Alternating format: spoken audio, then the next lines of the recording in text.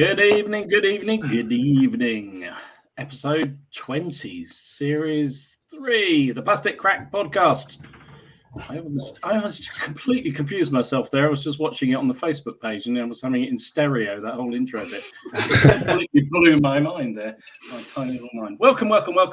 Monday night, usual Monday night of stupidity and silliness and all things gaming with the usual crew. And we're joined tonight by Iain from Flags of War. Welcome, Iain. Thank you very much for joining us.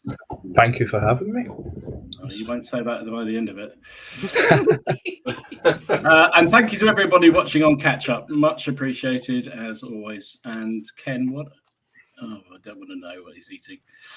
My mother-in-law's birthday cake and a bottle of Baileys.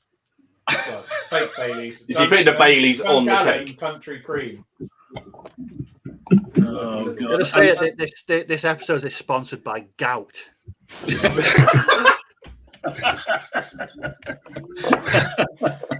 even start. Oh God, Ken eating. I might have to go on a gluten. I've been told by the doctor I might have to go on a gluten-free diet, so I'm just getting all the gluten in now. Pretty sure that's not how diets work, mate. I think there's something wrong there. There we go. We're a minute or so in, and he's already derailed the entire thing. So, welcome to everybody watching in the chat. Thank you very much, as ever, for spending your Monday night with us. Really, really appreciate it. Let's do. I won't go through everyone's chat because there are so many people, as usual, sitting in the chat. But thank you for everybody. Although I'm just going to give Duke Wellington a little. I'm going to say him a good shout out to Duke Wellington. He says, "Good day from Australia. It's 5 a.m, about 4 degrees. It's freezing." What the hell's fire? Good job. Cool. That's dedication beyond the pale, that is. Well done, mate. Okay, so what have you been up to? How's everyone been going this week? Martin, what have you been up to this week? It's gone by in a bit of a flash, but I don't know if that's just because the kids were off and therefore parents. Hang on, I'm going to cut you off because I just remembered the one thing we forgot to mark today. I forgot. Oh yeah. Today is the anniversary of D-Day. Yep. So, it's a terrible picture that. But anyway, let's remember everybody who, all those people who gave their lives in the D-Day campaign and the rest of the war, for that matter. But 6th of June, 1944. Wow. Sorry, Martin, I cut you off. No, good thing to cut right. off. Yeah, carry on.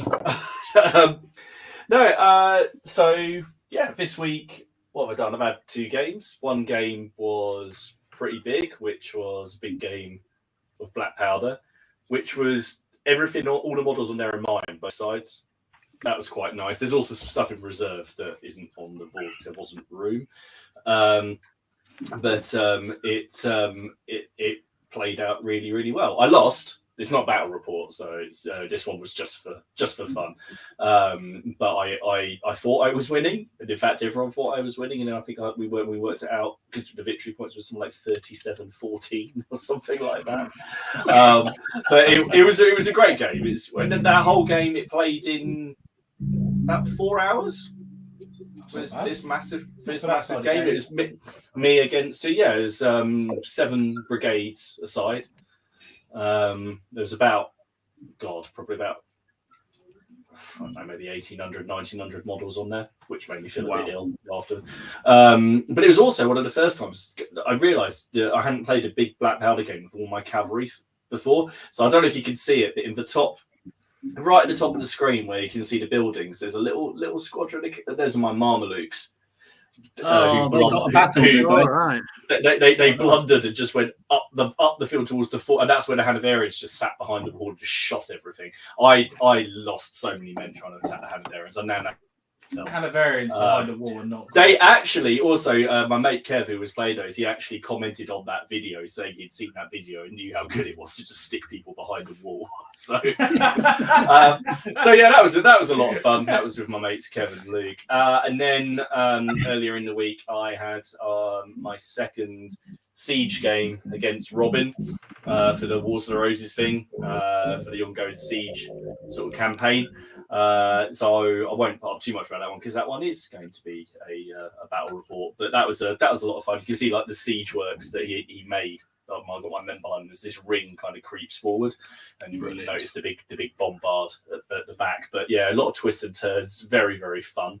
But painting wise, most people probably saw that I've been working on 0-200 hours and trying to get the stuff ready for that. So I've painted up pretty much everything you need for the first scenario, which is just like a little learning one. So there's no they get the half the mechanics aren't in the first one, but there's the SAS to everybody else trooper who's in there. I've had Sean round today.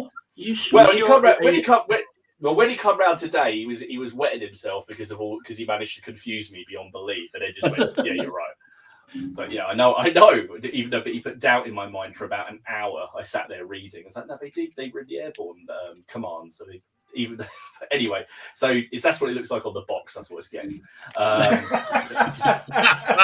what it's getting. But yeah, they're really, really nice models. The War Games Atlantic kit. So really nice. Steve, you'll like them. There's a lot of customization. I'm really looking forward to them. They look really rather nice. I've made my, should we say, 6 sensible ones, and now I'm going to just try and make 4 sort of outrageously lunatic looking ones, like one maybe running forwards with 2 silenced pistols while like trying to with a knife between his teeth, but also I really Not gone. He's gone just at the point we're going to find out that he's done you, Ken.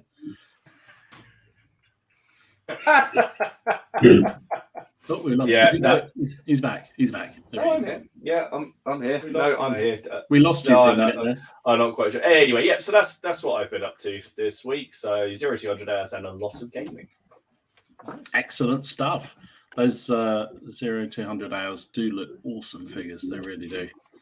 They are more figures. What about you, Ken? What have you been up to apart from drinking Baileys? I actually have done some painting for the first time this year. Whoa! Hang on, we need a drum roll for that. I know. I haven't finished anything, but I've been painting. So I've been doing like batch painting of a couple of things. So I started painting. I'll show you now. I started painting Aragon very slowly. I've just done some flesh and started his boots off. I've been obviously sent to the trains, haven't I? I've got 400 of these little 4mm. I can't even get them up. They're so bloody small. Look, 4mm people, basically. They come in all these weird, wonderful colours, and I've got to try and make them look resembling of the 1960s somehow. I'm getting there slowly, but that's kind of my little project thing at the moment, is painting these little figures up. Try and get me back into the painting thing. The trains, mate. Oh, I should have worked out what they were for. That's like 4mm. Must have gone, new scale again. 4mm. Is 13 and a half dead? Oh, Jesus. Let's just shut him up. Move on. Steve, what have you been up to, mate? 2 seconds. Let's wash my brush. I believe you've been doing some more Vietnam. I have. I'm working on bolt action and Vietnam. So let's have a look at my Vietnam stuff first. So these are the plastic Rubicon ones. So I've done 8 now. Jeez, they do look good. And they are literally my favorite, currently my favorite figures. An absolutely stupendously good box set. The scale is brilliant. The bits and pieces you get, the proportions, everything about it is just a really, really nice kit. So I've been painting those, and you know what? They are so easy to paint. It is unbelievable compared to painting World War II uniforms. These are just no comparison. So easy. Nice. Nice. And so there they are. There's all of them there. But didn't you say they were multi part to put together? So they were an absolute nightmare to put together, but they're brilliant to paint. Oh no, they're not. They go together really easily. Oh, okay. Just take what you know about the vehicle. I mean, the vehicles are quite bits and pieces all over the place. These are really good. For the most part, the torsos and the legs are all in one piece. Mm-hmm. The instructions are really good. I mean, the instructions are there, but they're more of a guide than the actual. No, you must put them together like this. Because I've been swapping and changing. Cheers, Ken. But I've been really enjoying them. And on Bank Holiday Thursday, to get into the spirit of taking it easy, I made my better half sit through an hour's documentary about the Battle of Hue, as you do. Did she enjoy that? Find it very romantic? No, boring. Dull, mind-numbing. I went on Rubicon's website actually today because one of the 0200 hours wants you to one of the missions is just to blow up an AA gun. I was like, I haven't got an AA gun, and I went on there and I found the flak things, and I could not try to just find a picture of what it looks like as a model and not as a set of instructions or a picture, and I just couldn't find it. And I just got so infuriated. I started just looking at 3D printed stuff on eBay. But with these Vietnam ones, I can't wait to finish these so I can buy the Viet Cong box because they look equally as good. And Andy, who's in the chat, has very, very kindly sent me the Vietnam PDF for Chain of Command. So definitely something we're going to be. Yes, absolutely. That is a fantastic documentary. But it's some parts are really difficult to watch. It's just it's fantastic. I mean, it's Ken Burns. What are you going to do? It's just it's a Ken Burns documentary. They're going to be really really good. So apart from on Friday, I was working a bit more on my bolt action stuff. So I added a Bren gun team. Oh, nice. to the section that I'm currently working on. Again, this scheme is so easy to paint. It's just 2 colors and virtually done. I love how you do your faces. They always look so good. That's one thing I was saying in the Facebook group. It's one thing I've tried to improve this year because 10 years ago I could paint faces and then I lost the skill to paint faces, and then everyone else just looked like. I think you got because it's just the stuff I was painting 4 or 5 years ago. They just had like amorphous blob faces. So I've really sort of taken the time to sort of teach myself to go back how to painting faces. But they're a lot of fun to work to paint those. That actually I've changed my mind on that British and Canadian infantry set. I didn't like it at first, but it's definitely grown on me and it's brilliant. In fact, I even built 2 more after work today. And tonight, I am working on Firefly. Oh, nice. Good to see it's based. That's all I'm saying. Oh no, this is my painting base. Ah, you're going to put it on a proper base when it comes out. I like the fact you double the base. That's brilliant. This is my base of painting. But what you'll notice is, look. See the open turret? I'm actually putting a crewman in there because oh my goodness, they scale really well. They're not those Hobbit midget ones you get with the other kits that are like a third the size of a normal human being. So this one is actually going to fit in the turret. I'm looking forward to. But yeah, that's my week. World War II, Vietnam, and the Battle of Hue. Wow. Oh, that's awesome. I'm so impressed. The comment went through and I missed it. Sorry, but someone was saying, why did you find the NARM figures so much easier to do than World War II? Because it's all I do when I'm painting them is no batch has got the same color green. I combine 3 greens, right? And then I'm thinking, well, they're in the jungle. No one's going to have the same shade of green on their uniform all the way through. So it's just whatever in my palette. The only thing they've got consistently is that I use bronze green for the webbing in the packs. But everything else is a mixture of 3 or 4 different greens highlighted with Middlestone. Awesome. Let me show you. But I've been reasonably busy, although I seem to have lost one of the pictures or someone's deleted it. Anyway, busy. Whenever Dom says he's been reasonably busy, if I had a quid for every time he said that. Reasonably busy. It's been all right this week, actually. I'm quite happy with the output. I can't find it now, but I did put it on the Facebook page. There's Bill and Bo from Lovell, but it seems to have been removed, so never mind. I will show you this one instead. That's the Winter 1812 Russian Grenadiers. Oh, nice. Finished metals? off. All metals, yeah. They're North Star miniatures. I love them muskets. I do too. They're great fun. So that was so I've done 10 Musketeers, 8 Jaeger, an officer and these grenadiers, which apparently is 300 points in a muskets and muskets and tomahawks, shakers and bayonets game. So that was that done. Also, just for a bit of variety, we dug out a 15mm Haysont. Oh well, as you do. As you do. It's kicking around, and I thought I'd get it done. I bought it off every time. Sorry, he's on call again, is he? And in honour of our guest, I thought I'd get ahead of the game with the all the Reavers stuff, and started to work on some of the Sarissa kits that I picked up. So this is it the Bastille House or whatever it is? Basel. Basel. Yeah. There we go. Which actually I really enjoyed doing. It was good fun to do. I'm not the best modeler in the world, but it was kind of fun, and it's. You see, these kits are easy. Yeah, you say that, but I'm incompetent in. I just anything to do with modelling. I'll glue bits to my fingers and to my nose and all sorts of things. So yeah, that's what I've been up to. And I also have got really far down on a new project, which I'll show next week because it'll probably be finished next week. So that'll be all good. So yeah, that's a what new I've been up project. to. We finished next week. It's fine. Yeah, well, they're only little, so it's easy. Anyway, and it's not that little, no, and I'm not that insane. No. Anyway, right, Ian, thank you very much for sitting through all that from us. No problem.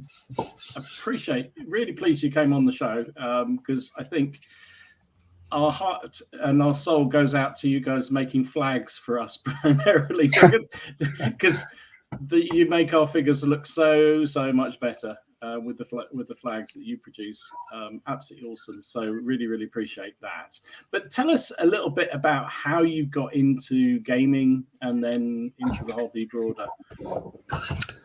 Well, with the gaming, it was a little bit. I do try to say that it was a little bit later that I got into the gaming. When I was a kid, my dad was right into the English Civil War Society. Uh-huh. So I would go everywhere as a kid with him to all these various battles all over Scotland and England. You were dragged around. Yeah. I was even made to dress up on many occasions as a little kid. And I, from an early age, I had this fascination with like history, and my dad taking me to various castles and stuff. So I always remember that it was a battle down at Ripon, and my dad, as usual, was away into the beer tent, and I was kind of left to go and fend for myself with some money and go and get some food and stuff.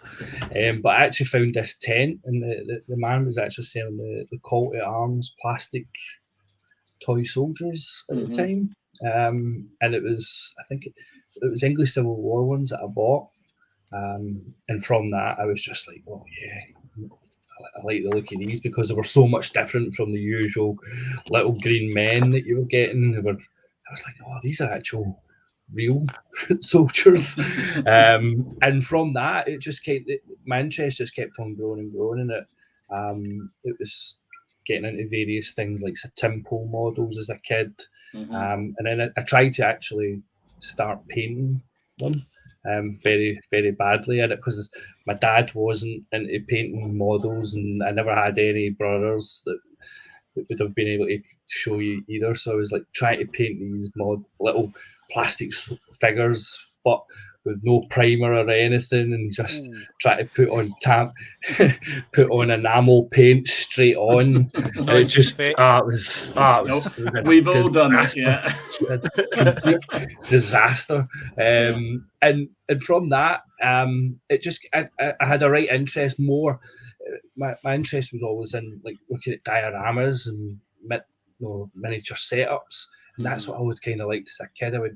I would set up all my plastic soldiers, and then that was it. I didn't really do much with them because I had two older sisters, so I was kind of just like, okay, fine, what do I do now? But then as I got older, I started seeing more and more about like war game soldiers, and it was when I had my daughter when I was quite young, me and my wife. So I was like, right, I need to find something else to get into. And it was probably about the time that the Lord of the Rings magazine came out. And I was fascinated with the film. So I started buying the magazine. I was getting these figures. And I was like, right, cool, I'll start trying to paint these. Then I found it was a Foundry website, and it was Napoleonics. I was like, oh, I'll get a unit of these, and I was painting them up, and it just kind of kept on going and going from that, and me contacting some of the clubs in Glasgow and just saying, no, I'm interested in painting. Can you give me some help? And one of the guys was like, why don't you come along to the club? We can show you a game or two. And at that point, I'd never gamed, even collecting. I was always more into just collecting the figures and the idea of painting them. And from that, I started playing at the Glasgow club.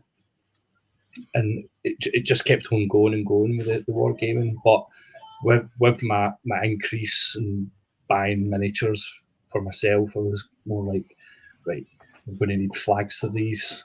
But there was never flags that I wanted for various ones. I think the first sets that I ever did was the Williamite Wars, and there wasn't any available at the time. So I just basically started researching the various types of flags I would have had and started making them from that. People were seeing them, and I think someone was asked, oh, do you mind if I buy some of your flags off you? And I was like, oh yeah. So I started putting them on eBay. And then I started doing various different ones. People were asking for other ones, and it just kept on growing and growing. And from that, just various different things have came, joined various clubs in Glasgow, putting on games at shows up in Scotland, going down to Salute, doing games, then doing the stalls at various shows as well. So it just continues to grow, and I do say that I was a little bit later to the hobby, but it's one of those things. When I found it, I was like, yeah, I'm in a place that I feel good. No, it's like a hobby. I go to the football and everything, and I've got that's a different it's a different type of hobby that I'm part of. But the wargaming, it's quite special, and that was how I always continued to grow with it and love it. Excellent. So it was a deliberate. I guess you do hear a lot of people who just sort of start it just for themselves as much as anything else, and then it becomes a business. But it was you deliberately try and focus on areas where other people weren't covering with flags. If you see what I mean. That was the goal. I don't think necessarily it was. I think it was something that with the range of flags, it's always been something that I'll try and do what I've always wanted. It's the same with the miniatures. It's the same with the miniatures. No, if there's something there that I'm really, really wanting, and I'm not too convinced that what's available is what I'm wanting to invest in, I'll look at what opportunities I've got there. And that's kind of what I did with the flags, as I said. So I'd wanted to paint some Williamite stuff, and I was like, I've not got the flags, so where do I go? So I started making them, and then the next set was English Civil War. And as I say, I grew up with that interest in English Civil War. My dad having the Scottish Covenanters Regiment and taking us everywhere. I wanted to then make those flags and replicate those guys that I would see at these reenactments as a kid and go, right, well, I now want to paint those kind of guys. And just get. The range is huge now. When we were at New York, folk, they're like, "Have you got these flags with you today?" And it's like a whole list. And I was like, "No," because I've literally got thousands and thousands of flags on the website. I couldn't bring everything. So it's just one of those things with the flags. Is you would love to be able to take everything, but I couldn't. And so I kind of, and we'll get onto the figures in a minute, because I think that's another side. You've sort of expanded well beyond just flags now. But how much research do you do? When someone, say somebody rings you up like Martin and says, I want a flag. of this particularly obscure regiment. How the hell, what do you do about it? How do you go about? What's the process? How's it go process? from or how do you go from idea to flag? And also, I guess we all come across people who think they know better, and so I'm sure you get a lot of people saying, Sean, "Oh, that flag's wrong." Yeah. Sorry, Martin. One of our oldest viewers there. Yes. So I know. So how do you sort of, how do you go about researching a flag so that you're, because as you said, you're doing it for yourself more. Well, you started out doing, but it's now a business. So, or selling. Yeah. Yeah. Yeah. So some flags are a lot easier than others, and you can fall down a rabbit hole in terms of the cities and feed for those. So you can start researching and find these flags, and it turns out they're actually not real, and people will call you out on it. But research, you can, as I say, some things are a lot more easier available than others. Some you do have to extensively research. Even contacting various people. I had some good contacts with guys in Holland that were helping with a lot of the War of Spanish Succession flags at the time for the Dutch, because he had sources that I wasn't able to get a hold of from various manuscripts that were written in Holland at the time.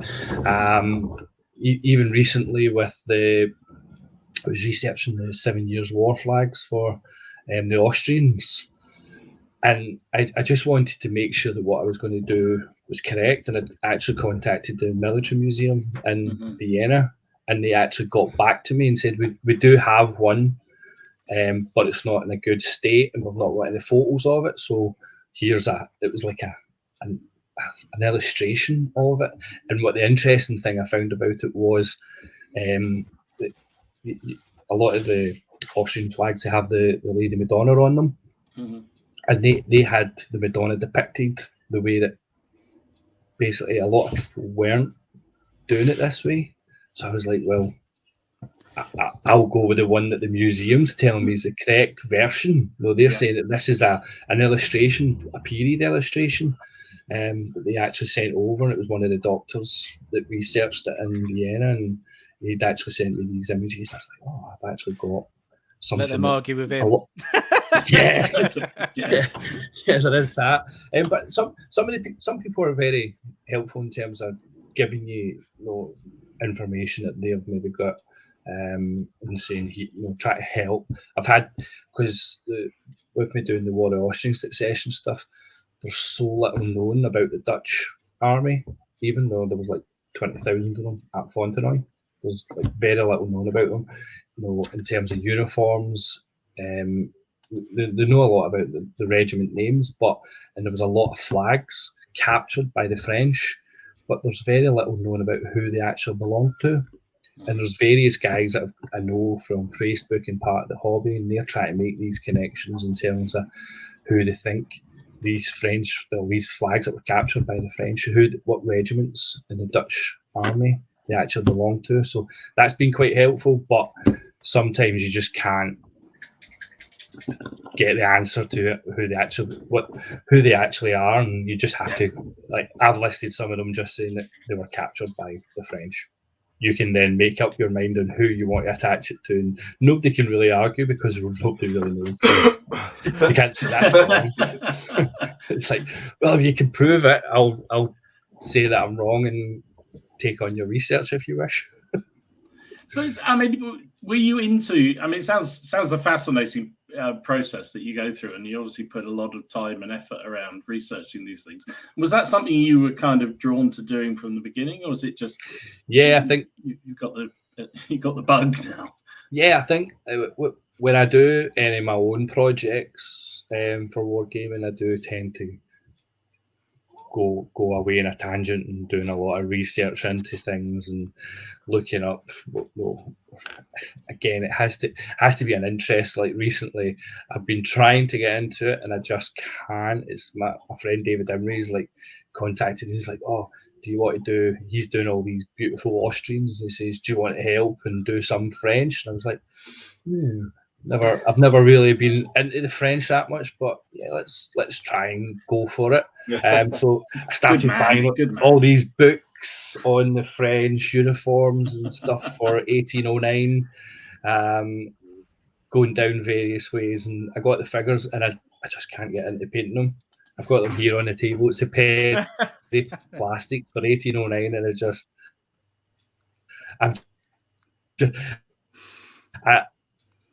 I moved back straight on, but I'm trying to paint these French, so I'll see how it goes. But I'm not enjoying it.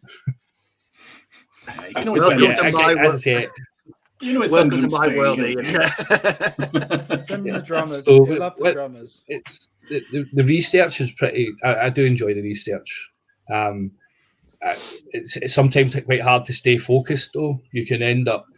So you can be in the mid of doing a batch of flags, and somebody just mentions something really simple about maybe flags for another period, and next thing I know, I'm sitting on the internet trying to find flags for these battles, and I'm like, no, I should be actually finishing this range off first. But next thing I know, I'm drawing them for the next period, and I'm like, right, just maintain a little bit of focus. So it's not always the easiest thing to do with focus, because I don't do this full time. So I try and I'm doing it when I finish work. Okay. Well, you do. It's a sort of thing. Yeah. I work for a bank full time during the day, so I'm a 9 to 5 man, and then do this. Try to be a father and a husband and it's a lot. A gamer as well. Try to do flags and miniatures. It's tough to balance all that. That's for sure. So, Ian, have you always had an interest in art? In art, then? Yeah, as a kid, I did well at school in my art and stuff. My dad always taught me to draw when I was young, so that was probably where a lot of it came from. And it was then just when I started doing the flags rather than drawing them behind. Sometimes I will draw them behind and then scan them in, but it's pretty much all digital. And it was a way for me to try and learn something new as well. To start doing digital drawing, on the computer rather than just drawing with my hand and painting them or whatever. Do it all on the computer. I took any classes. So Ian's asked a question. Andy's asked the question: do you have a preferred scale, and does that impact your flag choices? Do 28mm justify a slightly more elaborate flag?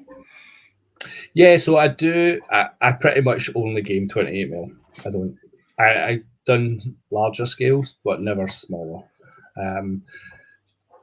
Pretty much all the flags on the website are 28mm, but I would say they're always that little bit more heroic. Mm-hmm. It's more forgiving on the drawing. It's more forgiving on the printing of the flags. So you're not losing as much details and stuff. And I guess there was always a nod when I always remember years ago I used to go in the League of Augsburg forum, and Barry Hilton, and he would do the huge flags, and you go, it looks pretty spectacular, but I didn't want to do them as big, but it looks great when he does it. So I always had the flags. I don't know what it is when you look at a human with a flag that looks so much bigger. When you do a flag at true scale on a miniature, it looks so much smaller. It just doesn't look right, because like we did the ones. I did ones for Empress, and it was the Anglo-Zulu Wars, and we do like a more heroic. When I do them for Paul, we do a more heroic scale one, and then we do a true scale one, and it looks tiny. It looks like really small, and it probably was, but I've seen those standards in real life, and you go, it doesn't seem that as small as it looks on the miniature. Yeah. So I think it's just something to do with the eye more than anything. It's the same with like you look at figures and they're a bit more chunkier and caricature. It doesn't look. You don't look at it and say he just looks like a right chunky man. It just looks like a good War Games figure, doesn't it? Do you know what? I've always found that with tanks. So you see tanks in films or tanks in documentaries, and it's not until you get stood next to a tank you think, bloody hell, this is about 4 times bigger than it actually looks when I'm watching it on a video or a film. It's really quite disconcerting. I remember going to the War Museum in Salford, and they've got a T-34 in there, and I was shocked at how big it actually was. You see them; they look, when you see them in films or in documentaries, they look kind of fast and zippy and a bit smaller, but big tank, really big. Yeah. Then you see it compared to something like a tiger or something like that compared to it, and then you realise how big a tiger is, and then you see how big a tiger 2 is, and you're like, that's rather large. Then you compare it to the submarine in the Imperial War Museum that I tried to fit myself into, and I was 6'2". It wasn't good. Oh, jeez. So, in terms of your research, are you going to admit to any flags that you did early days and then discovered that might not have got quite right and had to revise, or has that never actually happened?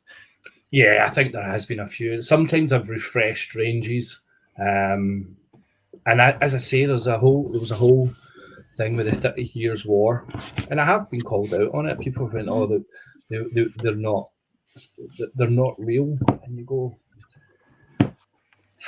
I always take gaming. I love the historical aspect of it, but sometimes I do take the whole gaming thing just with a little pinch of salt, because I'm like, well, it is about the spectacle sometimes, and people do want flags, and if people don't want to buy those flags because they're maybe not historical, then fine. But if I go down that route, sometimes I will do conjecture flags, because simply we don't know anything about them, and what would we rather have nothing, or have a flag? And that's like some of the Williamite stuff.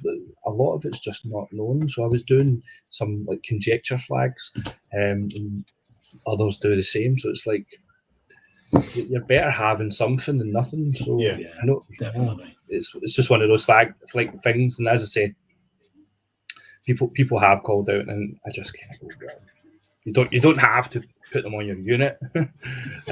I can imagine there's the grief you get just from doing a button the wrong colour if you get a flag wrong. Geez, or people think you have. More important. I get it more with the miniatures. Really, that's interesting. More than the flags. Okay. Yeah. I did have a guy get really.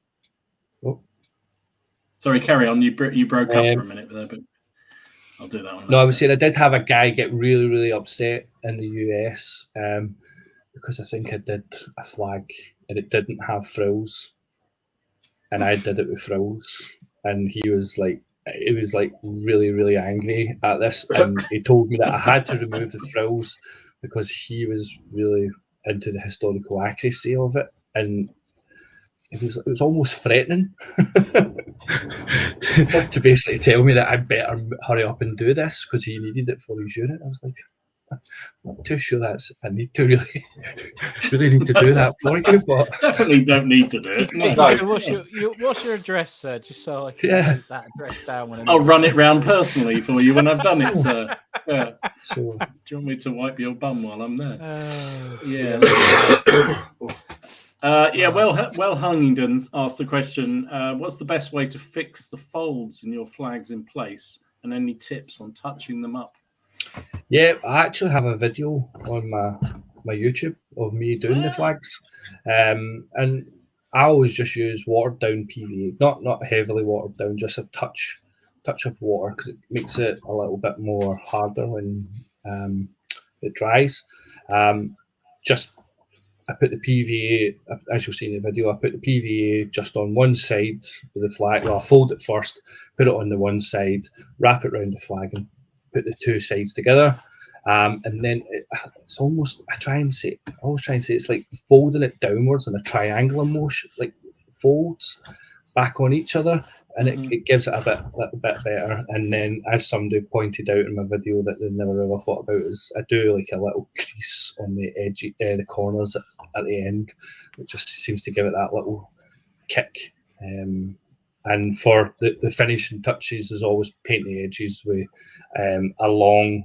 I always try and use a longer type bristle brush to just run it along it. The best type of colour paint that you could get to match the flags. Oh, nice. Other than that, I've done battle worn flags for people in the past. I quite like doing that. Maybe doing like bullet holes, ripping them up a little bit, just using like a scalpel and just drawing it along it to give it like a ripped looking effect. Maybe put a little bit of wash on it to dirty it up a little bit. Just things like that. Excellent. And that was some of the Jacobite stuff. Speaking of Jacobites, Mm-hmm. got a question here from Matthew Wright. He can't be watching the stream tonight, so he's going to watch it on the catch up. He put for your Jacobite uprise, especially the 45s. I was wondering what resources you used when creating the 1745 range of flags of war. So, one of the biggest influences for it was there was a set of period sketches called the Pennycook sketches. You can Google them, and basically what this was, we were drawn in Edinburgh mostly. I think there was some in other places, but if you look at Edinburgh was under government control, and then it was under Jacobite control, and then it was under government control. So if you're in Edinburgh staying at that time, you're getting to see both sides. And basically, they did these little sketches of the various troops that were in the city at the time, and it was from that. I was kind of like, these are the kind of guys that I want to aim towards, because there's just simple little things in it. There's one McDonald of Keppoch. He was a clan chief of the Keppochs. He died at Culloden, and they did a sketch of him. And they signed it at the bottom saying it's Keppoch. But the interesting thing that I always found about it, and others have pointed out as well, is in the sketch, he's actually fighting left-handed. Oh, okay. So he's got his broadsword in his left hand and his targe in his right. And it's quite an interesting thing. So I did a set of character figures, and I've did my McDonald or Keppoch, and he's got his targe, or he's got his broadsword in his left hand. So just simple little things like that. It's a little details, isn't it? Yeah, details you can get. And one of the biggest ones was to stay away from Outlander. I made sure I did that. To be fair, I have done one of the Outlander characters, so I can't really say that I stayed away from it too much. It's one of those things that I actually had guys in New York, and it's been said to me so many times, and it's guys come up to me and say, I'm buying these figures because my wife wants me to get the Jamie figure. So I can't complain too much, but my wife likes it. No. It gives me a reason to take her to places like Culloden and all these other various places, and she's not going to complain too much. No. But someone's coming to the National Railway Museum with me when we go on holiday, so she really love that. Yeah. That's a frightening thought. So that moves us on nicely to figures, and you moved from. Oh, you still got an extensive flag range, and it's still adding to that considerably. But now also figures. Started with the Jacobites, I think. Was that your first range? Well. The first range was the street gangs. Okay. So I do my 1970s New York street gangs figures with a love of old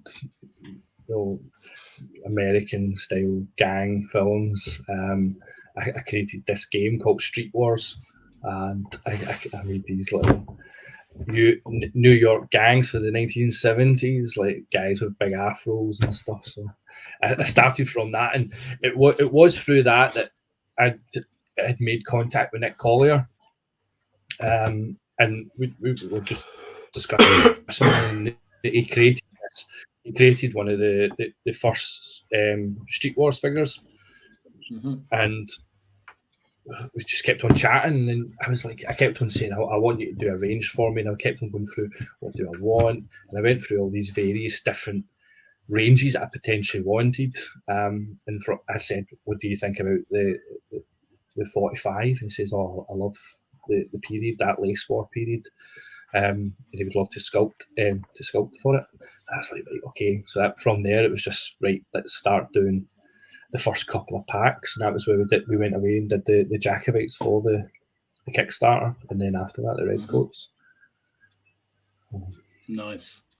And that was just, yeah, that's a whole different order of magnitude doing a figure range versus flags. I mean, that was quite a big jump. I don't know why I did it. Anyone I spoke to who does figures said, don't do it. There's no money in it. I was like, well, that's okay because I'm not looking for money. No, I don't. As I say, I work full time, and the flags and the flags were there to start to help me just have a hobby doing the flags myself. But that kind of kept on growing and growing and growing. So then you go, well, I've got this business, and if you know anything, when you have a business, you don't go, oh, that's just all my money. You don't just take it all. So I'm like, well, what do I do with this money? So I was like, let's maybe pay somebody to start making miniatures for those things that I wanted. So I was doing the street gangs, that's what I'm saying. So I had these figures that I wanted. Nobody else was doing these 1970s street gangs. Then I was like, well, what do I want? I'm a historical gamer at heart, so what do I want? And it was, as I say, I just went through various different ideas and came up with the 45, and that was me away. But I was brought up with that history as a kid. My dad taking me to Culloden and stuff, and there was the interest was there. All the ranges that I've had thoughts about doing, they've all been something that I have an interest in. And then you if you go away and you try and do something, you maybe find out somebody else is also doing it. You can that happened with the Brigade Miniatures French Indian War stuff. I wanted to do French Indian War Highlanders, and I found out that they were doing them, and I'd contacted Paul Hicks and says, are you going to do the Highlanders? He's like, yeah. And I was like, damn it. So I was straight on an email to Nick, stop doing Highlanders for the French Indian War.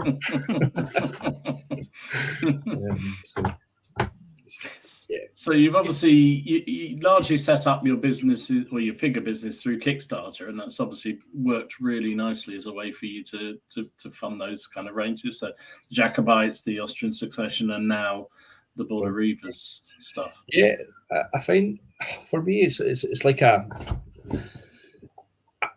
wouldn't have had the funds there to get fully set up in terms of when I did the Jacobites, because so much money goes into getting set up for a figure range. We're talking thousands upon thousands of pounds just to get started with a few packs. You've got your sculpting costs, you've got your mold making costs, and then getting those molds spin.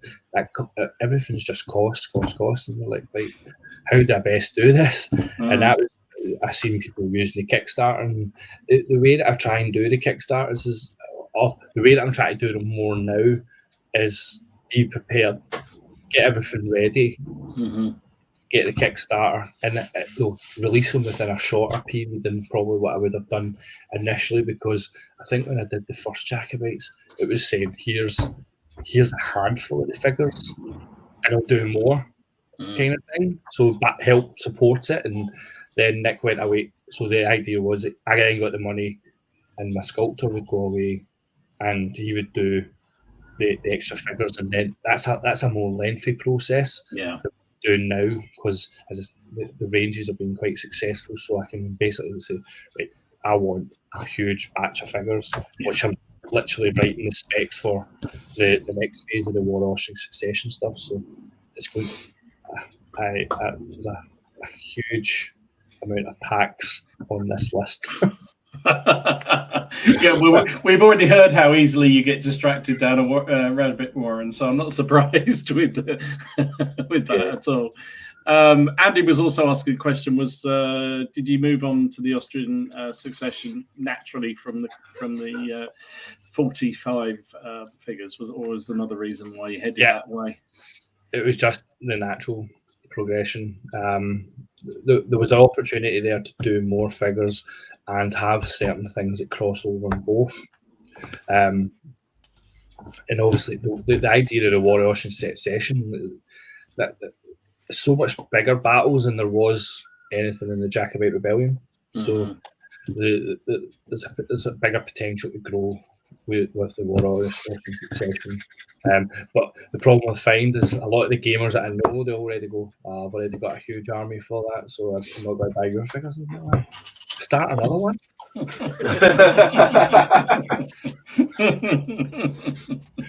Yeah. So I don't know. Steve, what would you do if you were going to start a range of figures? Actually, you wouldn't. You do all plastic bits, wouldn't you? So you could kickstart the heck out of everything. Not kickstart, kick bash. I don't know what I'd do. Probably a range that I really don't know. Probably out there, plastic cyberpunks, probably. Yeah. Okay. You know. Not what I was expecting you to say. I was not expecting that. No, at all. I thought he was going to say something to do with vegetables, but yeah. Oh God. What about plastic vegetable cyberpunks? That's just Ken. That's just weird, mate.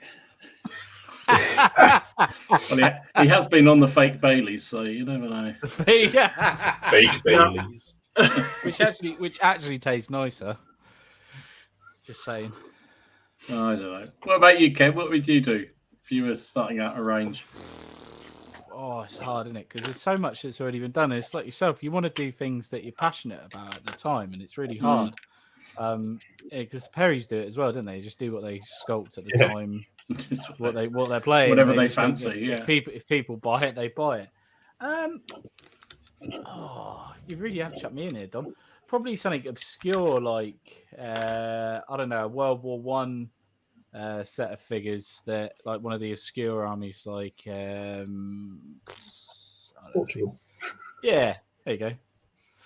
Something really obscure. That is turn it punked. Or Second World War, really obscure stuff.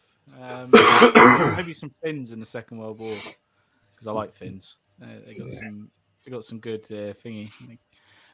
Yeah, probably Finns actually. Second World War Finns in plastic.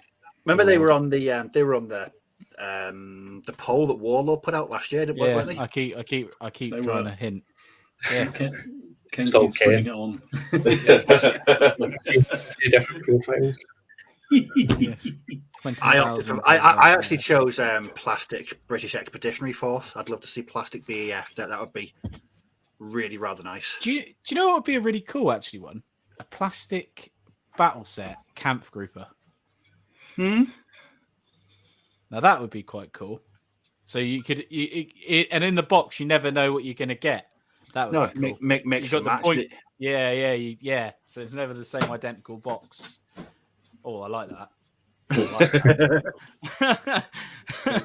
Quick, but take out the IP on that one. No, it's quite a cool little idea though, because you think you buy it, but then you might you got like a massive range of figures, and you put enough in there to make the points up. I'd like that. Do we need to ask you, Martin? I don't know. It depends what I'm passionate about, or if I wanted to make money. That's I mean, it's clearly going the route of it's passion over wallet. Well, I don't know, Joe. It's not like we've had a few conversations, is it? Never at all. Not like there's been some conversations going. If I wanted to make some money, I don't know. Based on what we had every time that Perry's came on, I'd sort out if I had unlimited startup, I'd make plastic ECW, an alternative set to Warlords, because everyone seems to ask for it. I actually suggested that one to Vic today. That's plastic ECW. Well, yeah, because obviously it doubles to 30 years war in that whole period, and you could get a nice plastic set which got the pikemen and the musketeers in, and I think that would be very cool. Multi-part heads. You know, you can put your 3-bar pot helms on some foot troops as well and all that. Miller's literally screaming at his phone now. He probably is. And then if I wanted to, and then just stuff I'm interested in, I'd probably, I don't know, make an individual personality for every single. I probably wouldn't make Warwick after painting that coat of arms. I don't really ever want to do that again. Because if I made Warwick, I'd have to do it again. I'm beginning to understand now why the Perry sculpted him without a tabard when they did that. I'll probably do late medieval, but in a more sort of dynamically posed late medieval stuff. What about post-medieval? Would you do anything for post-medieval, mine? Well, I just said the English Civil War, didn't I? Oh, yes, you did. Sorry. Apologies. Apologies. Did everyone choose 28 mil then? Yeah. Yeah. Shut up, Steve. Go back to your bases. 28 is dead, isn't it? Ah, dear. Yeah, I mean, it's an interesting thing. I mean, I assume that it was never a question for you in doing plastic. It was metal all the way because that's the best. No, well, I know obviously Graham is linked in with Hudson. And I've suggested a few stuff with Hudson at War Games Atlantic as well. But no, it was never an option. I remember speaking to a few folk that had done plastics, and the setup costs was eye-watering. Yeah. You know, you're talking thousands and thousands. I was like, and then it's one of these things like you do a figure range, and as I say, you kind of do it because it's more of a passion rather than saying you're doing it for the business reasons. But you're then never sure that anyone else is going to buy into what interests you have. So you're going to sell them to then make more. So to do a range of plastics, you're going to need a lot of money to invest in it, and then hope that the volumes have got to be very big. Yeah, it's going to work. So Panzer Kaput asks, are you doing any skirmish rules for the Jacobite rebellion in the same way you're doing with the Border Wars? Have thought about it, but it wouldn't be similar to what I'm doing with the Border Reavers. It would be more larger scale, but I do tend to think that is there maybe a need for more larger scale Jacobite rules that you can play the battles and factor in the problems or whatever they had in those. In the 45, I've used games like Muskets and Tomahawks to do small games for the Jacobites, and it's always worked well. So I kind of go, well, if I was to do a rule set, what would make it any better than Muskets and Tomahawks or whatever, sharp practice at that scale? And you kind of go, I'm not too sure if there would be. And obviously with the Border Reavers, it's more very small scale type game rather than having small units. It's more character, like low level handful of figures kind of, rather than if I was to go down to Jacobites, it would need to be about the 40 figure skirmish type, 40 to 50 figures, or down the big scale, do the big battles. So I don't know, maybe. That wasn't a definite no, but that was a bit of a maybe, but possibly not.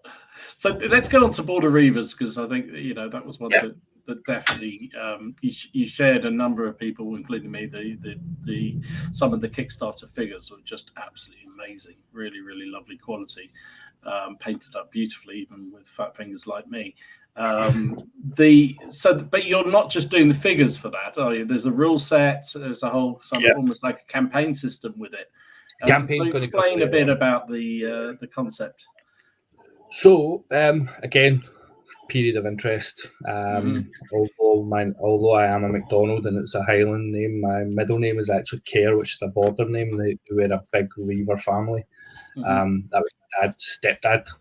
So I was given his name as my middle name. And as a kid, again, growing up, I was given history on the Border Reavers and the clan care and things that the Reavers were doing, and it was kind of just, you start reading into them, you're like, these guys were a bit crazy, Just a bit.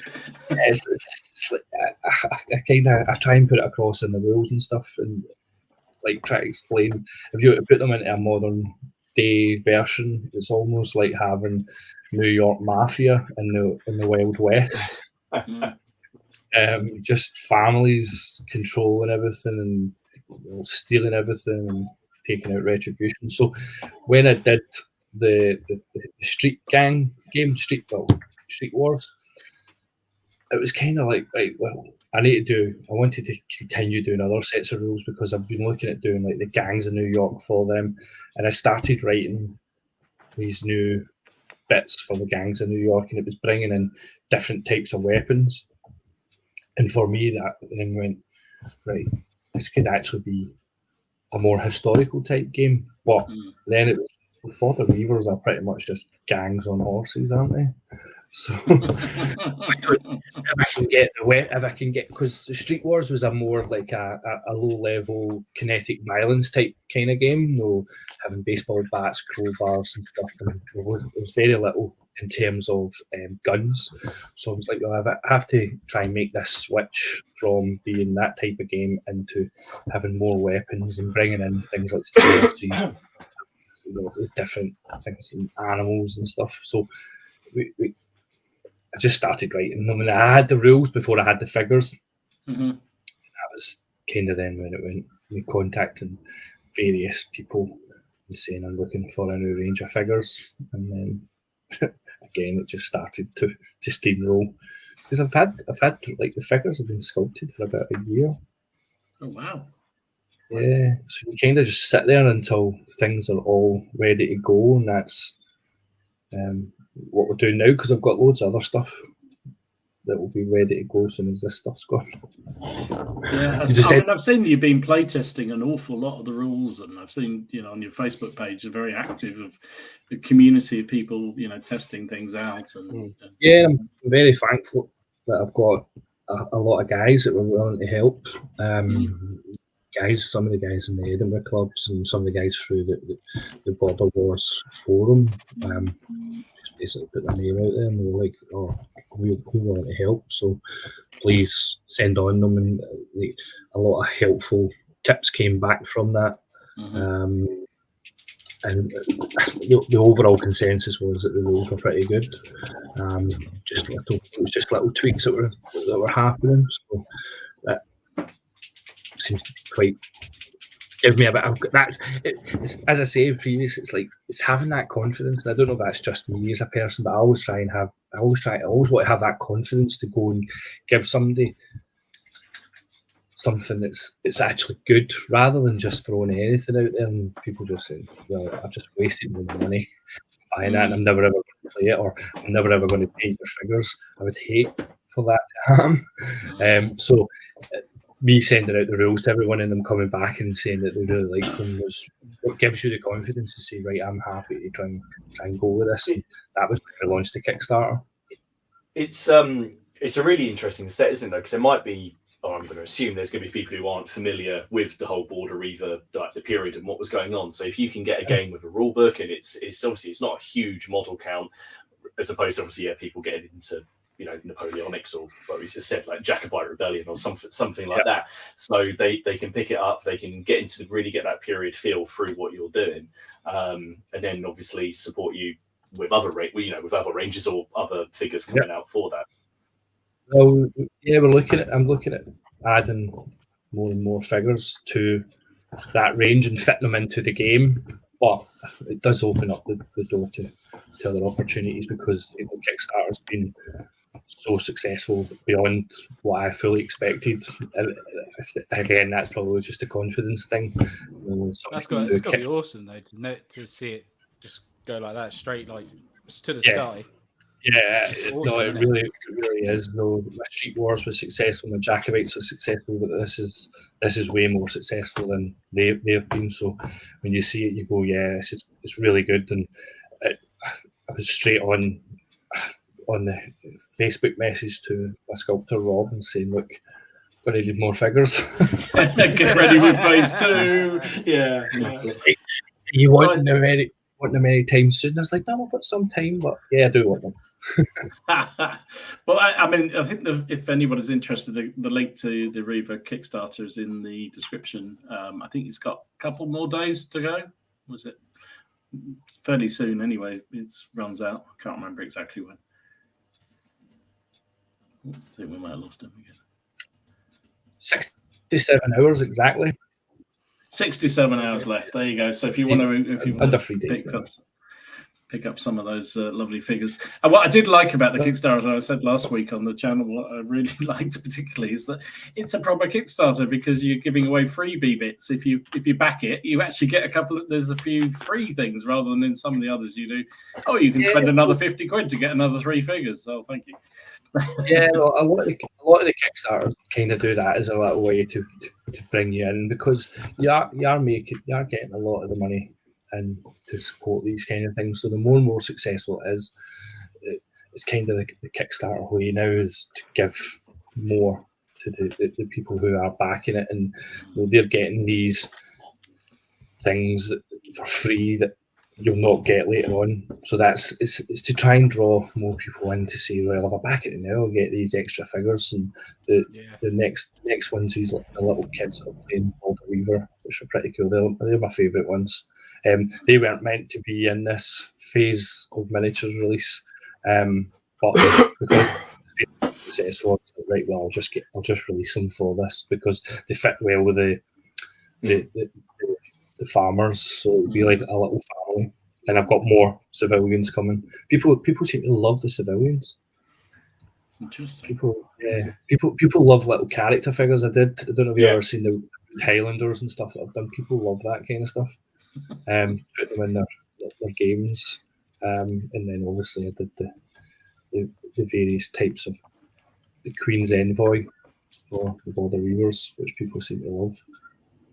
I think they're awesome.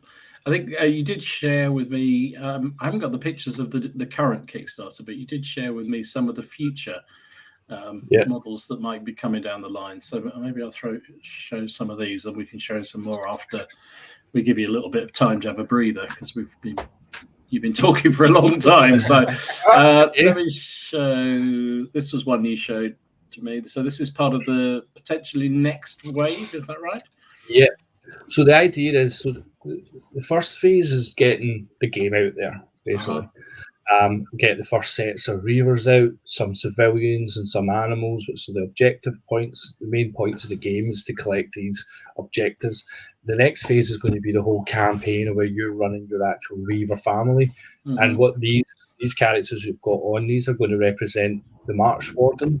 That's the minister, but the other guys are the guy with the, I repeat, that's what they call the hot trod.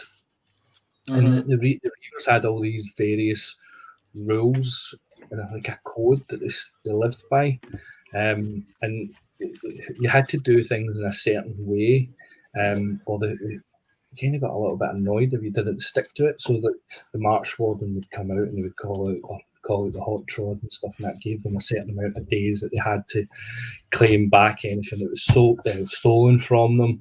And if anyone was, so when the hot trod's out, if you were met in the middle of on the road to them having a hot trod, you would have to join them, or if you weren't, you were seen as being complicit in what they were doing. It's like basically like automatic conscription. Like an old West posse kind of thing. You have to go and get these bandits, and you need to join because you need to protect your village. It's not much different. It's just that they did it with a peat on the pike and set it on fire. The idea was the campaign rules were you can have a March Warden figure, but what do you actually do with a March Warden? Because he's a guy he's like the sheriff. So do you have a faction? Well, the idea is then we actually build a campaign around it, and that's where the things like the March Warden would come in and try and bring law and order to the various marches across the borders. These are the two kids. They're in this Kickstarter. They're actually playing Reaver. Brilliant. That's superb. And that's one of the March Warden himself. March Warden. That's a very impressive looking figure. Yeah. So he's a houndsman. I always love that the Reavers were so literal in their things. They had a houndsman, they had a herdsman. so it's the same guy, but he's basically so you got him mounted and one dismounted. I like that. So he'll come as a set, and that's what I have my sculptor working on them at the moment. So all the first phase stuff, we're getting converted the other way. So if they're on foot, they'll be on horseback, and then if they're mounted, they'll be on foot. And the idea is that during the rules, you can mount and dismount. So ideally, you want a figure. In the rules, you can use it to say, like, the figure is dismounted, or you can use the same figure, or you can use something to represent them. But ideally, you do want the same. You want the same character, don't you? So you do really. Yes. Yeah. It's really interesting. When the range was first announced, I mention all the time, I've got a regular gaming buddy, and he's of Turnbull stock. So he's definitely one of the old border Reavers. He always refers to my lot as because we're both of Scottish ancestry, so he's a Turnbull, I'm a Ross. He said my mob Highlanders, yes. But he's really interested in this range. He's big into his border Reaver history, so it's right up his alley. It really is. So yeah, he's looking forward to it. It is a fascinating period when you start reading into it. I've just started to read. Is it still bonnets or something? Bonnets, that's pretty much the Holy Grail. In 3 weeks' time, we have a complete set army for playing against. Yeah, that'll be done. Yeah, it's pretty much the Holy Grail of the border Reavers, that book. I've only gotten the beginning of just sort of reading through the intro and stuff, and what I did love about it is saying just don't think about this as a conflict between Scotland and England. No. They were all doing it to everybody. Everybody was everyone was half the time it was English against English, and then the Scottish were allied with the English to hit another Scottish clan, and then vice versa. It's just like it was free for all. Gathering one of the battles, and it was like the border families, and obviously being on both sides. But they would have families cross border kind of thing. It was illegal at the time to marry across the border, but it did happen. And then there was instances of certain battles, and like the Reavers were almost caught pretending to fight each other. Oh, yeah. And then, let's not the face, kind of thing. He's up, John. He's up. We're going to be meeting on Saturday. It was quite a thing, and as I said, they seem to live by these codes, and if you broke them, certain things were more important than whether it was Scotland and England were gripped by religious Reaver at this time period, but Reavers were just kind of like, we'll just do what you do, kind of thing. Steal people's cows and sheep, rather than worrying about those kind of things. And it's still a big thing today. I was at Reaver Fest last month, down Hoyk, big Reaver town, and they had a big festival. They had the reenactors dressed up in the period wear, and all the kids were going through the street pretending they were dressed. All the school kids all dressed up as Reavers, and everyone on the horses. And there's still parts of border tradition are all about the horses. Each village and town has their own version. They all have different names, Gallant and stuff. And one of the boys I know, he was one of the riders for Lauder, and he got to carry the banner and stuff, and they would go out on the horses. Kind of still brought up to this day on horse. Awesome. I think it's just perfect for sort of running campaigns and little scenarios. That's what I'm trying to do. That's what I'm trying to do with the campaign book. Is the idea is that you're actually running your own little family, and where the choices that you're going to make will see it either grow or fail. Because the books are all about stealing, and then it's the retribution. What comes after that? Because you might go and steal somebody's cows, but somebody fired a pistol and it killed your son. That's creating 20 years of feuding between those two families. So it's turns into a nice, just stealing your sheep turns into bloodshed for the next 20 years. Kind of thing. Can't go wrong with that. Just like down in Southampton, isn't it, Kev? Just like that. Something to do with a fish, apparently, from Portsmouth. I don't know. What was the TV series? Hatfield McCoys? Yeah. That's what that was. When we killed one member of the family, next thing they were fighting for many, many years, just killing each other. Frightening. Panzer Kaputzer here again is saying, is there going to be any Irish for the border wars? Did they get involved? I don't know. I have to say, I've only just started reading the book, so I don't know. Did I not send you the pictures? Oh, they're in that one, are they? Yeah. Hang on. Okay. This was the other lot. Superb hosting here, as you can tell by my comment. I can tell. Yeah, but it doesn't actually tell me what they are, so that it's an Irish term. Irish Kern, yeah. Here's another one. So these are at the time, the Reavers were considered some of the best horsemen in the whole of Europe at the time. So they were highly sought after in terms of whether it was Scotland or England wanting them to go and fight for them. And obviously, at the same time, Elizabeth had her issues in Ireland and tried to control them over there. And the Reavers were sent over. She's one of the Gallowglass. Yeah. And the Reavers were in Ireland at the time.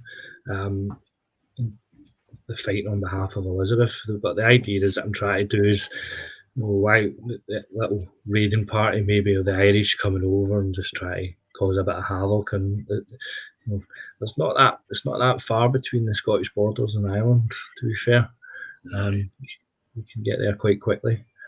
So I've just did this little faction because it's the exact same period.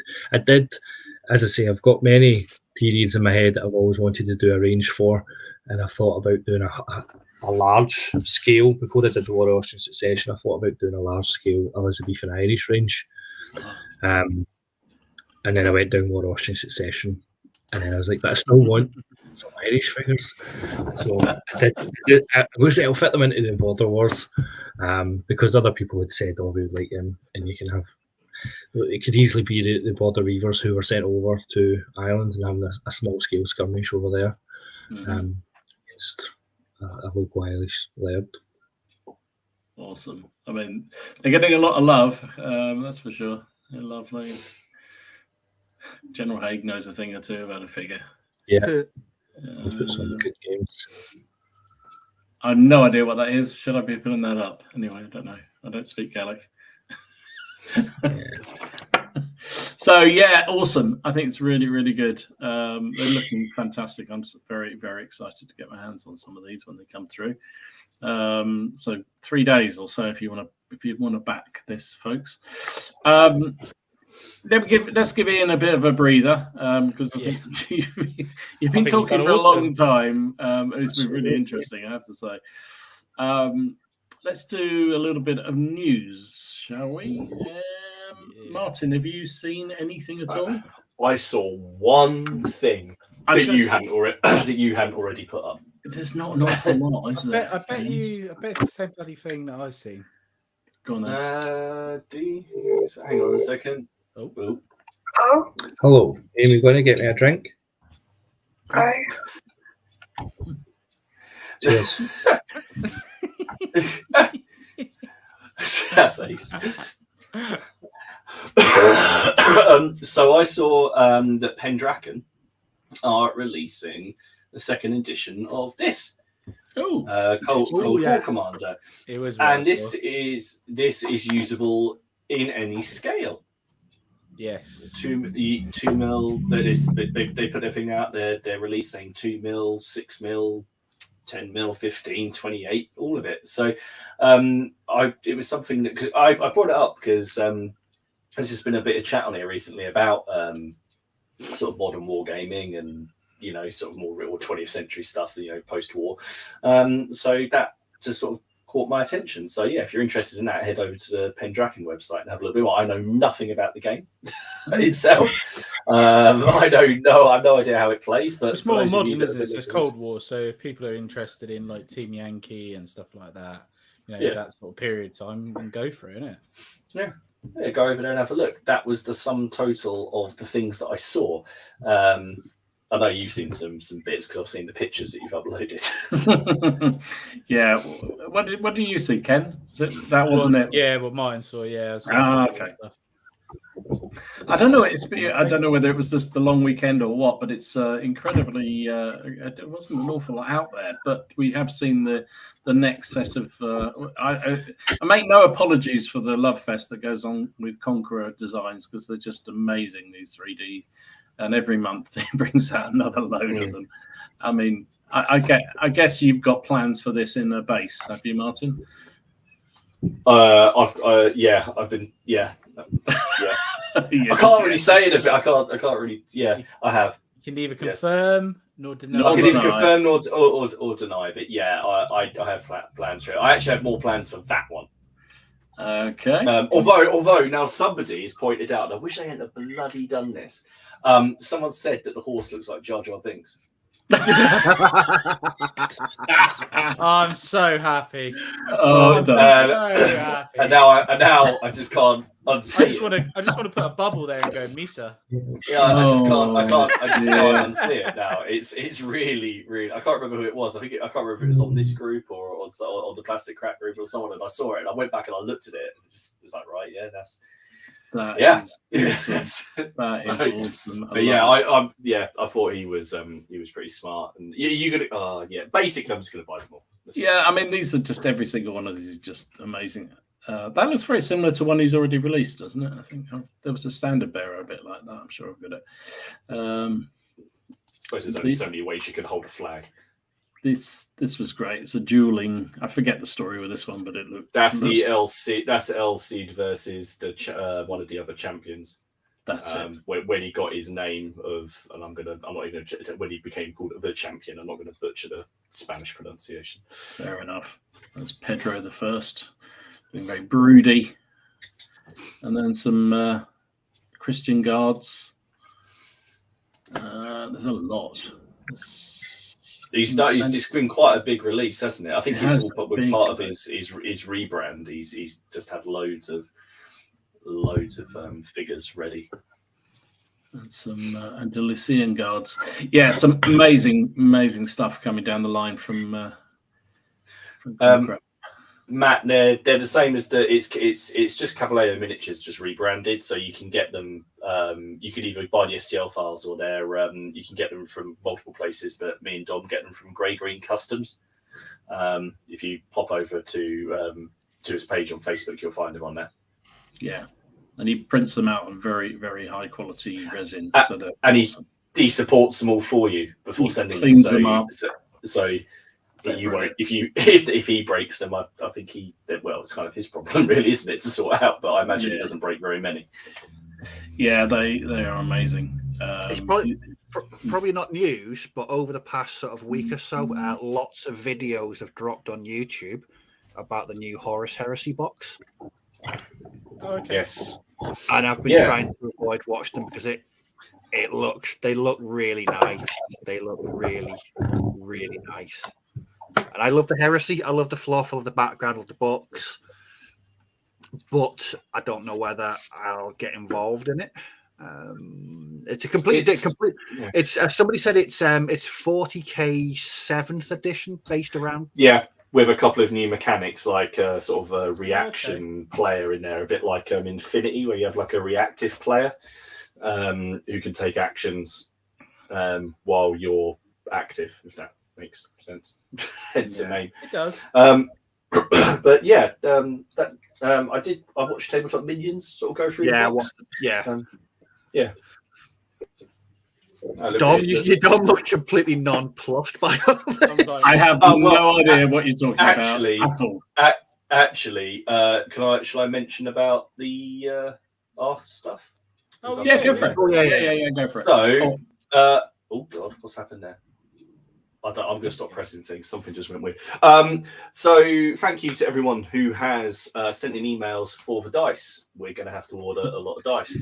So basically, you've got until those of you haven't seen or those of you aren't in the Facebook group. And just as a reminder, we're selling sets of 6 of our dice that we made. Plastic Crap Podcast, lovely red pearl dice. And I forgot to upload the picture, but I'll find one. And they are going for £7.50 plus £1.50 postage and packaging. And if you would like a set, please email theplasticcrackpodcast@gmail.com. It's down here in the link below. If you're on the Facebook group and you commented and you still want a set, then you still need to email, because then we send information on how to pay. For those of you who have emailed, you've all received, we should all have received payment info, but have a check if you haven't, because I think there's a few people who have emailed us now. We're just, if you still want them, we're just waiting for those payments to come through. You've got until I think it's the 17th is the cutoff, and then we will basically put the order in. But so far we've got well over 100 to do, which is awesome. So thank you very much. And also just a note, the next week's topic is the Great Plastic Crack Survey. You might remember that we did one last year. It was actually exactly this time last year. And I'm going to be posting up a link, which should be in the chat now. And that will take you to the survey. This is all a bit of a laugh and a bit of fun. And next week, we're going to go through the results live. There's some serious questions, semi-serious. So there's some ones for a laugh. It's all in good fun. Last time we had 140 responses, and I think we only had about 200 people in the group at that point. And now we've got over 600. So we want to beat 140. This should be quite interesting. So go over there, have a look. There are some burning questions in there that need answers. And I've left at least half the questions are the same as last time, because I want to see if the results have changed now that we've got so many people in. So go over there, have a look, and we'll go through the results next week. I'll also post the link in the Facebook group. Awesome. And then we Tom find has an out. announcement. Oh yeah, I do, don't I? Yeah, sorry, I almost forgot about that. So tickets for CrackCon 3. No, they're not on sale right now. Don't worry. So we thought we'd give everyone a little bit of warning, because everyone says, "Oh, I wasn't online when it came on," and blah blah blah. So they're going to go on sale on the 1st of July, 12 noon, 12 o'clock, 12 o'clock midday. Actually, no, yeah, 12 o'clock midday UK time on the 1st of July. I'll tell you what, make it. Go on, mate. I'll tell you what, make it the evening, because some people will be at work. The evening. All right, do it. Okay. What do you want? 6 o'clock in the evening? No, do 8. Do 8. Oh, do 8. Blimey, When we look at start. it. We'll all be down the pub and down by the club. All right, Ken's overruled. It'll be 8 o'clock on the 1st of July. The tickets will go on sale for CrackCon. We have a few more this year than previous years, so hopefully that should all be everyone who wants to go can manage to go, and hopefully it'll fill. That's it. And we are looking for people to host games, and anyone who's got any ideas, come forward. We're happy to hear them. We've already got 3 big games, 2 little ones, and then we've got plenty of room. So we might even have 1 really big one, but I need to tell you guys about that off the stream. Oh, bloody hell. Foundry apparently have a 20% off sale until tomorrow. Yeah, they do. If you spend £100. If you spend £100, so you get it for 80. Get on there if that's what you want. There were a few Jubilee ones over the weekend, but most of them I think are finished now. I think Warlords one may have just about run out. None of you have picked up on the shenanigans of my deals and hagglings this week, have you? Oh yes. I've completely forgotten about this. Well, I did know. I was waiting to see if you'd kind of gone back on it after. Some things were pointed out to you. So regular viewers of this stream will know that Ken. There's a certain army of ancient period or post-medieval period that Ken absolutely swears blind he will never ever get. Well, also fight with, never use. How many days did it take him to get rid of it? Exactly. They're having a sweepstake. In goes the. Whoever said Ken, 1 day. Yeah, who said 1 day because they've won a lot of money. I think Leslie said 1 day, and it went. The range was 1 to 13.5. Yeah. Yeah. So what did you do, Ken? I might have done a trade with Von Ketteringham. Might have done. For some Normans. Let me state Normans. So they are Vikings. They're Vikings, Ken. Which Ken has now found out are Vikings. Yeah. So I've traded my ACW army for his Norman army. Can't believe it. Which I can Bloody use for hell, the first Ken! crusade. You did not even throw a dice in anger with those, Nope. and let it be known that Ken offered VK a bag of magic beans to start. You nearly made me crash that's, when you put that up. I nearly died. That's Ken starting haggling point. Oh, what's that? You've got a nice painted Norman army. I I give wish some you got magic that beans. picture and you put it up. I wish you uploaded that picture. That I'll put it on the Facebook group later. Oh please. Unbelievable. Look at that. Normans equal Norsemen. Yes, it's true. Yes. Yeah. That has got to be a record even for you, Ken. I'm amazed. I was even going to say to you in next week if you wanted to have an ACW 28mm game down the club. Oh no, I've still got them. They're still here. I've got them for another. I've got them for a little while. Still try and roll them in anger. Jesus. Yeah, and Don points out, is this the 28mm ACW army? He said he was just going. It was just about he wanted to look at it. No, Yeah. Yeah. Oh, jeez, what do you do? What I'm a do nightmare, you aren't do? Did anyone actually have any doubt that No, it was. No. We knew it was going to happen. No, we all knew it was going to happen. We all Do knew you there might sell your be armies a in, or do question. you keep them? Do you ever sell your stuff? A little bit of both. Yeah, unfortunately, man. I sold so many stuff over the years, and I regret it. Do you keep them for yeah, more than a week? I bet he keeps them for more than a week. Yeah. I do try and play with them. I have sold armies in the past because I performed so badly.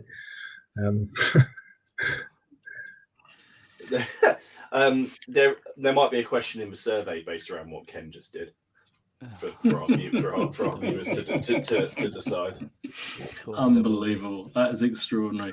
Well, So there you go. You can't all. Yeah, but I get a painted VK army. How nice is that? He's an amazing painter. Yep, he is an amazing painter. He's an incredible painter. So I'm well happy about that. So you got mounted Norsemen. Fantastic. Good for you. Yes. I love it. Mounted Vikings.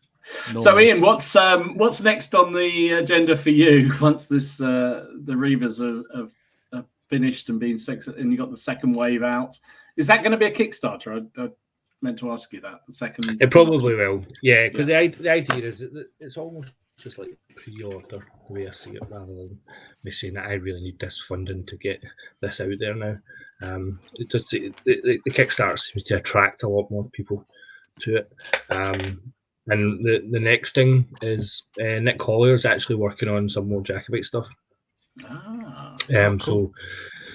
When we did the first phase, the Jacobites, we did the Lowlanders, but we did them I did them in charging pose, but I'm actually just getting them in standard marching pose this time because by the time of Culloden, half of Charlie's army was Lowlanders, so they need to be well represented. And we also have Jacobite cavalry coming, so it's like the Strathallan horse and stuff. And the more uniform style militias. So when Charlie went south, it was promised that England would rise up in the name of the Stuarts and all these people would welcome him. That didn't happen. But there was a small contingent from they were called the Manchester Regiment who came out in support of him. They ended up getting left behind at Carlisle and pretty much faced the punishment of the government troops once they relieved Carlisle again. So we're doing them in a more uniform style, but they'll cover many different things. So at the Battle of Falkirk, there was actually loyalists on behalf of the government side from the Edinburgh, Paisley and Glasgow. So these are going to represent those kind of militias that came out from Scotland and on behalf of the King, rather than supporting Charlie. So those will cover them. And I think that's all we've got. But the horse, yeah. So Nick's doing them just now, and then he's going back on to War Austin Succession stuff for me. As I say, I've got a huge list at the moment for that, and probably more Border Reaver stuff. And I'm actually doing a second version of my Street Wars rules as well. I've got some new gangs that I've been sitting on that I've never released yet. So I do hope to have those rules written. The Street Wars, is it the Warriors? Oh no! Oh, I love that. It can't be the Warriors. Yeah. The Warriors is the influence. I am a huge, right. huge I thought it might be. Yes. fan. I've got a tattoo. I've got a tattoo and everything. I've got one of the baseball Furies on my arm. So yeah, that was a big influence for it. I've been to New York and everything, went to all the various parts that were in the movie. But Awesome. Obviously for certain reasons they can't be the Warriors. No. So they're definitely not Warriors now. No, They're just inspired by it. They're nothing like that. Yeah. Well, what happened with that is again, it's like it's going back to that research thing. When I started actually looking into it, although it's quite a horrible thing that was happening in New York in that time, it was quite a grim place. But you actually start researching the real gangs and some of the influences that they had on their communities and stuff, and those sometimes good influences. Certainly, like some of the Puerto Rican gangs, and there's one of the famous ones called the Ghetto Brothers, and some of the stuff that they did to try and stop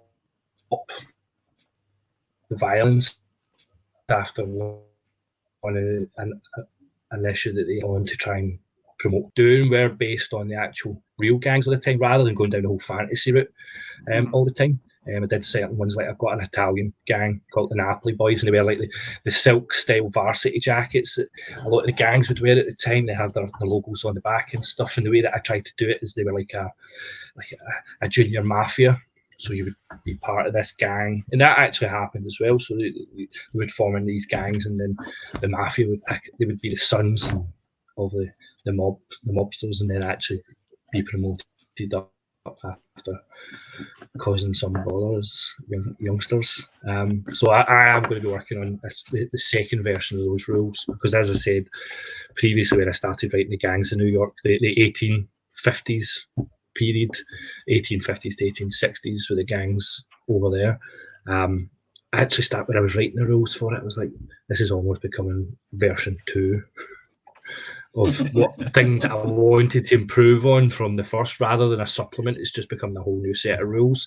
So it kind of got curbed, and then I went to the Border Reavers, and I'm going to go back, and I will do something for the gangs in New York period, because again, those gangs were so much more influential then, because it was in those 1800s periods, it was all about religion and race and stuff, but it's such influence that, like as you see in the movie, huge influence with politics and stuff, and those things with the gangs and the fire brigades, that was real. That actually stuff happened. The gangs were actually the fire brigades, and they would go out and fight each other to try and put out fires, because it was a political thing. They weren't employed by the city, and there would be instances of them either setting fires or turning up to a fire, and another fire brigade would be there, put the fire out. And what I'd recommend it's all politics, and it was very corrupt.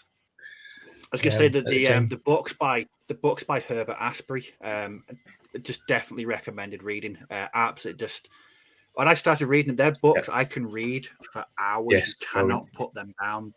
And sometimes you can't believe some of these people are actually real. They have such mad backgrounds and larger than life personalities. I mean, those books are almost 100 years old now. But absolutely recommended. Fantastic reads, every single one of them. Well, Bill the Butcher was the real. Yeah. So they're just some proper mad lads in those books, I tell you. Any interest in doing the 18th Yeah, because century the building gang wars? some of the things. Yeah. What was it? What's it? It's not something that I'd considered. I'd thought about. I'm sorry. There was a bit of a wobble there. I think the elastic band to Glasgow. It's not something. I don't know enough about Norman Street stuff. Can't say I know enough about the gangs in Ireland. I had looked at doing something in terms of like Glasgow, because we had like a really big gang culture in the 20s and the 30s, very much like the Peaky Blinders kind of thing. And obviously in the Peaky Blinders, it does cross over with the gangs in Glasgow, and it was huge here. The Razor gangs. So I had thought about doing something like that. You know, some people had been trying to say, well, I don't need to do something along the Peaky Blinders route. I don't know. It's so many ideas. It's just get the time to do them all. You can't do it. Always. Yeah. I wish. Yeah, awesome. Well, let's take a little bit of a break from all this and have a look at some of the pictures that people put up on the Facebook page. As usual, some wonderful work that people have been sharing. And I know, Martin, you're going to share the PC, whatever it is. The OPC challenge, the last one that came up. I've been sent all of the photos, which was cavalry mounted stuff, and I will show that next week before we kick off the results of the Great Plastic Crack Survey. And I can see there's already been 25 responses. I can't see any of the responses. No, have they got their next subject yet? No, I don't. Yes, they did, and it was in a post, and I can't remember what it is, but they know what's going on. This month's is already up and going. I've got one for next month. I think they've got about the next 4. Yeah, Ken, this is community driven. We have nothing to do with it. You butt out of it. I was going to say vegetables. Don't start. Oh God. Or cabbage. Yeah, there you go. Mm-hmm. Anyway, let's have a look at some of the viewers' pictures. Reminder that just a selection of what I found on the Facebook page. There's some awesome stuff. If you haven't already joined the page, please do. Well over 600 now. Heading towards 700 when Martin might have a picture for it by then. I've just decided to ignore 6 because it's just going to be Charge of Light Brigade, isn't it? Like I looked at one other one and I was like, oh yeah, this sounds really, really good. And then I read about it. I was like, I think whoever's channel I put this on will get struck down, so I can't do that. There's one for 800, isn't there, for the first Japanese Sino War in it? There's like 800 Chinese defenders against 20,000 Japanese for 4 days or something like that. Maybe, but we can't use that now because you've told everyone. So, fucker. Is it 800? I can't remember. It's something around there. Oh gosh. Right. Anyway, let's get on to some pictures. So this was Andy sharing some of his assault group figures. Oh, nice. Yeah, I knew you'd like that. That looks like that might be some sort of herbage on the base. That's mixed herbs. Yeah, I thought that was. Steve knows that. I know my mixed herbs. Just when you're playing on the gaming table and your army smells like a roast chicken. Smell great. Love it. This is Anthony's resistance fighters. Yeah. I imagine me and Kev are going to be fighting against those fairly soon. Lovely. I love this diorama that Corey put together. Oh, yes. Really, really impressive patrol coming up to a burnt out farm, which is really awesome. Lovely. I mean, Warren always does an amazing job with his figures, but what I love on this is he's got shadow or the glow of Yeah. the torch on But- the side of the figure. But you weren't happy with it. And he wasn't happy. I They know. weren't happy with it. Right. Lauren, are you on crack, sir? Because that is incredible. It's an extraordinary figure, isn't it? He That's wasn't happy with amazing. it. I just love the fact he'd even got that glow of the torch on the figure. Just amazing. I literally thought for a second then, oh, there's light facing down there, but it's not. It's actually the it's actually the glow, isn't it? Wow, that's really cool. Yeah, he's just done it with the torch. These are Trevor's Austrian Uhlans, which I think the Perry ones, I think, which is awesome to be Yeah, they doing look any Perry, kind of don't they? Yeah, I think they do. I like this one from Tony. This is this Ponsonby command with the escorts looking very nervously behind. Yeah, that's the yeah. As he gets ridden down by lancers. Well, he was in our Black Powder game. He didn't get ridden down by lancers. He got annihilated by canister. Right. Okay, Fantastic. well, another nice way. Either way. So you should have been looking forward then, probably for that. Daniel shared his Caesarean Romans, which just wonderful. Very nice. Look at that. Very, very cool. Superb. Really, really good. Romans, though. Thanks. And then we were talking about crack on some of the big games. So I think the Napoleonic gang from last time are planning a Borodino game for this nice. time round. So David has been working on his polls, which look really, really good. And he's already well advanced with that core. And then Felix, of course, is already advancing through the Russians like crazy. So it looks like the forces are coming together beautifully for that combat. Awesome. So, continuation of the feud that was going on last time round, which is brilliant. Carl showing off some of his conquistadors. I'm looking forward to seeing these down the club, mate. These look really, What really scale sweet. are these? They are the new War 28 Games mils. Atlantic 28 mils. Yeah. Oh, wow. Yeah, Really nice. awesome. Same sculptor as my Reavers. Yeah. Now they would kind of fit in with your Reavers, wouldn't they? Very nicely. Yeah. It's the same sculptor, Rob McFarlane. Yeah, that's cool, man. Well, that's a good thing. I just bought a box of them. Fantastic. Did you not buy a box bet- or something, Dom? Sorry. I'll be using them as some like garrison troops or something. I think they just look nice. I thought I'd have to have them. Yeah. Matthew, he's done this lovely Firefly and Bren Carrier. Cool. Really, Very, really very cool. nice. Like that a lot. And talking about really very nicely done. Paul's first of the 9th battalion. That is awesome. Really, really good. They're Victrix as well, aren't they? I think. I think Yeah. they are. I can They are, recognise he one gets a that's medal for putting them all loading. together. So just putting them together gives you a medal, definitely, Yes. doesn't it? Jeez. They are Wow. they are literally some of the best Napoleonics I think I've seen. Steve, Wow. there's no drummer in sight. Good. He's behind. He's behind. Oh, yeah. He's He's probably been behind. shot We'll for see looking him. stupid.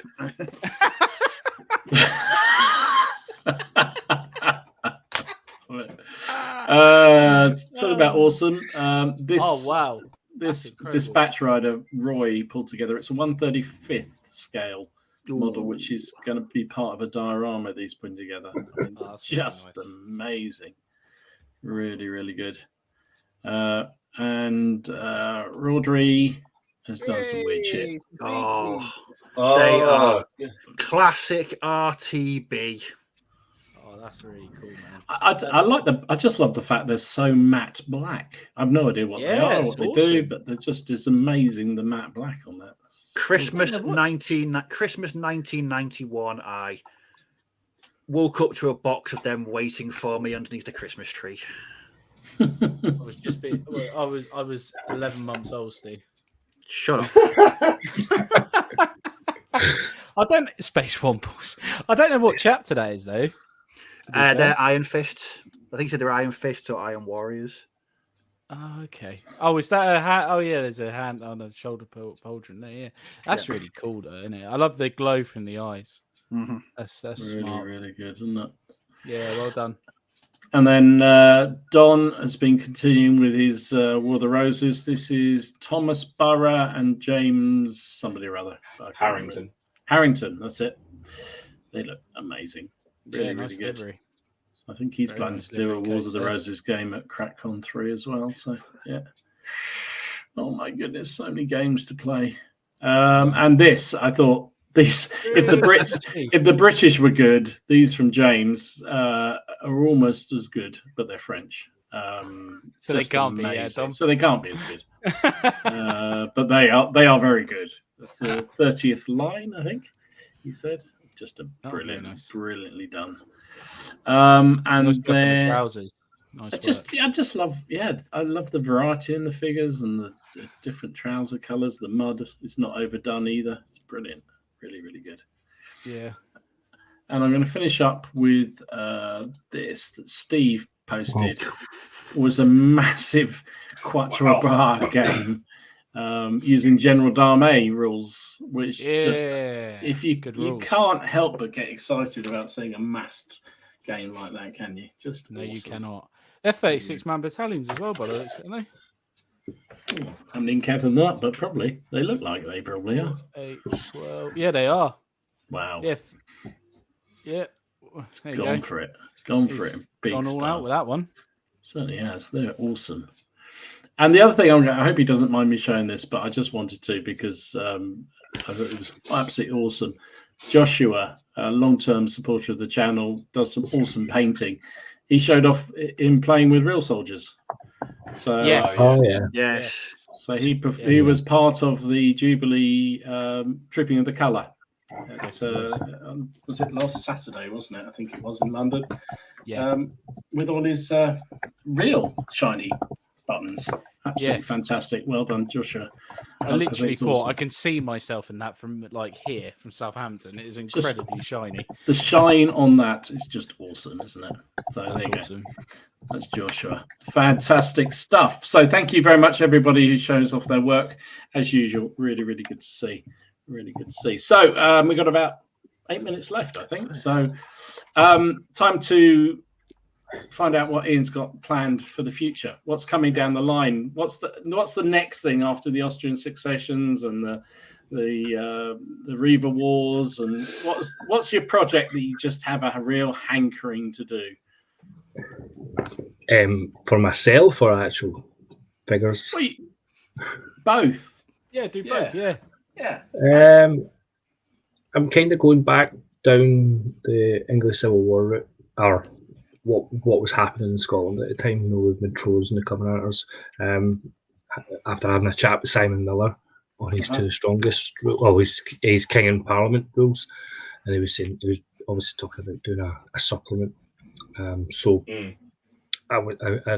I've started painting up more Covenanters to add, and I'm going to then move on to do some of the Irish from Montrose.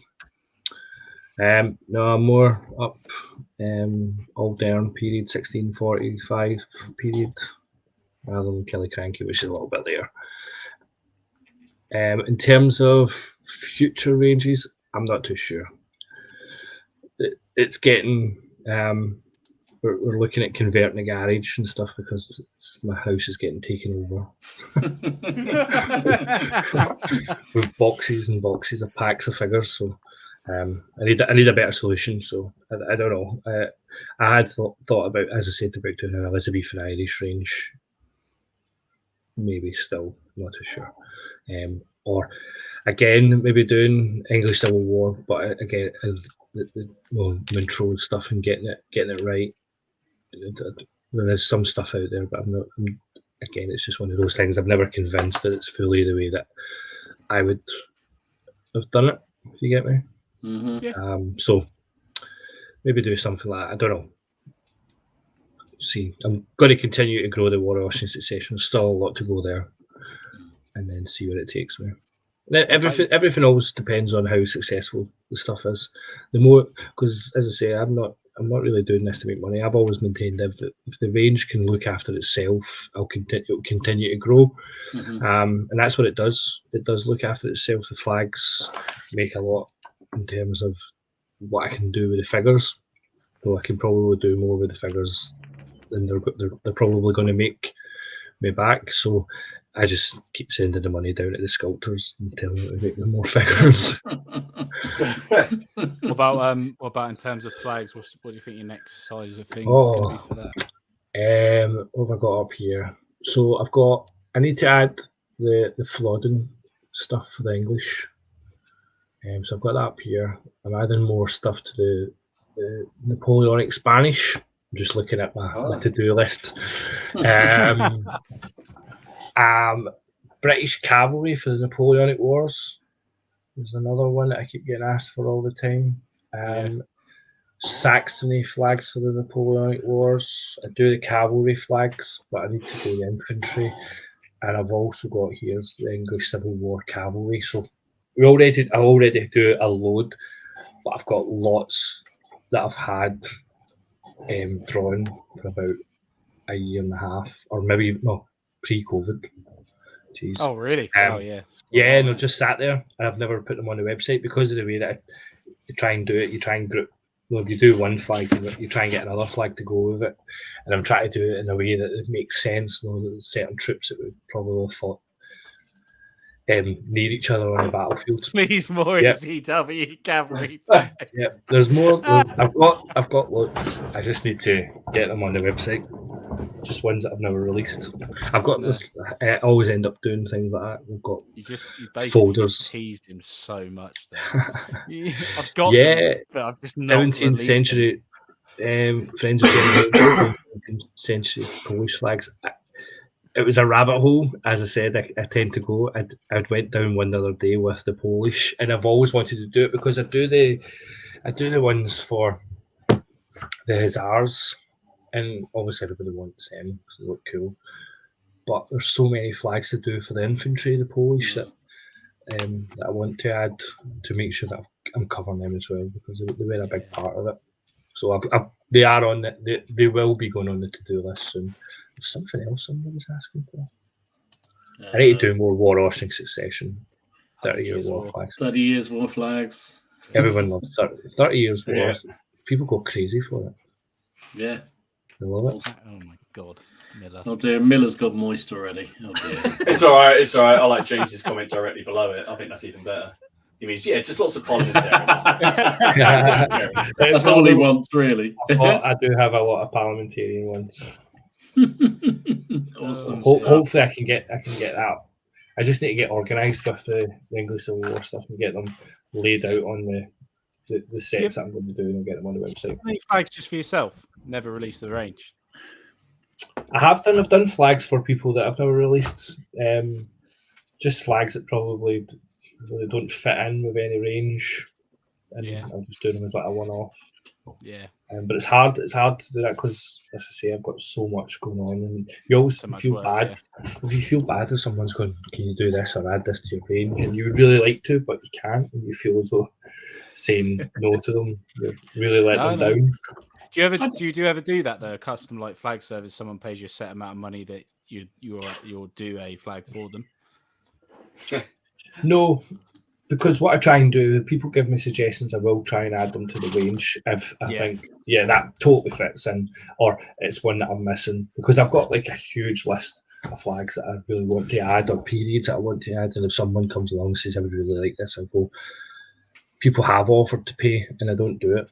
And I just say, right, I'll add it to the to-do list and I'll bump it up the queue, maybe. Yeah. Great Northern War. It is on the list.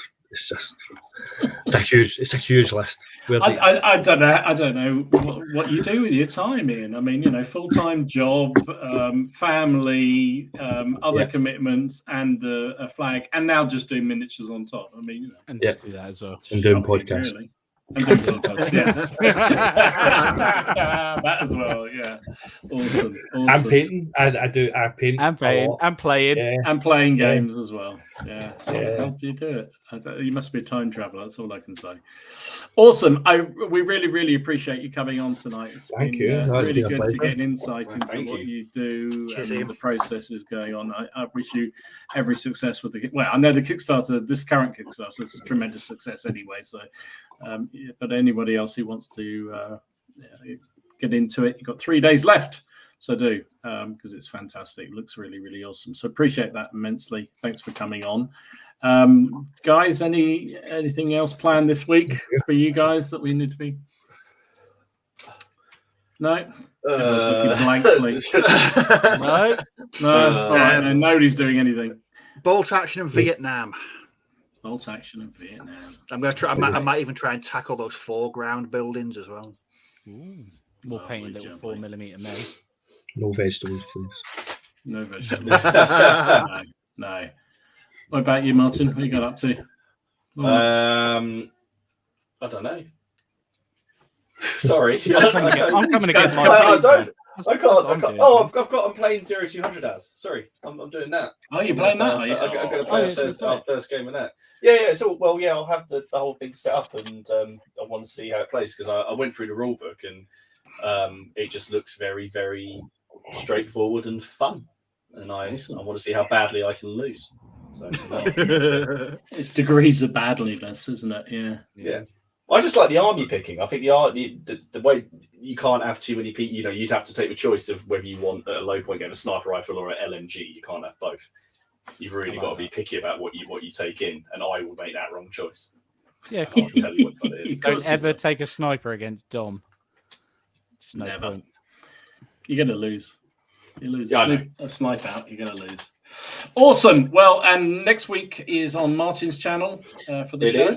So reminder to do the survey that is in the link. And It is. I'll post it. Yeah, I'll post it up on the Facebook group straight after. Martin, Ken's just saved us a discussion. It's Thursday. You two are doing Thursday. So, all right. So, yeah, that's fine. Okay, good. I thought I don't want to worry you, Ken, but they both thought it was a different night. But no, I thought it was Thursday. I told him we're going to have a debate about this afterwards. Awesome. Well, thank you once again, Ian, for your time. Much appreciated. Thanks for all the awesome stuff you're doing with the flags and with the Rangers. Really, really appreciate it. Thanks to everyone watching and also watching on the catch up. Don't forget to subscribe to all 4 of our channels if you can, and hit the like button if you enjoyed this shenanigans. And we will see you again next week. Thank you very much for watching. Thank you. See you soon. Yeah. Bye. Bye. Bye, everyone. Bye.